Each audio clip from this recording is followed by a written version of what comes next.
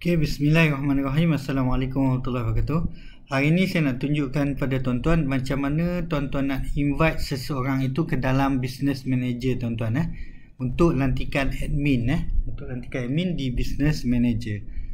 Mula-mula tuan-tuan kena type sini www.facebook.com/adsmanager. Adsmanager, tekan enter.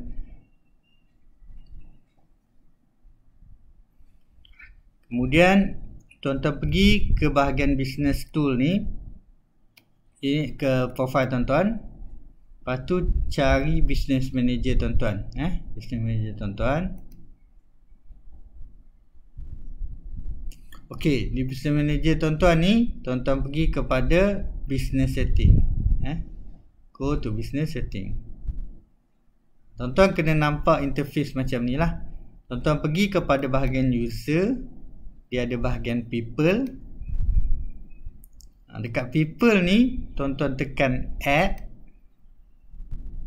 Kemudian tuan-tuan masukkan email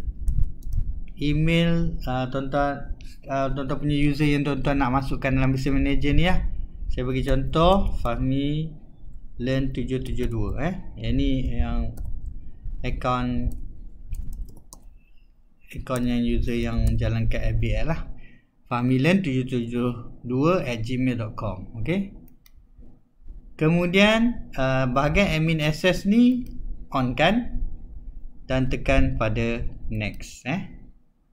Bila tuan-tuan tekan pada next, bahagian page ni sekiranya di dalam Ads Manager ni ada page, tuan-tuan boleh assign lah page mana dan ads account mana yang akan digunakan oleh owner tersebut lah yang tuan-tuan invite tersebut. Kemudian tuan-tuan tekan pada invite. Tekan pada invite.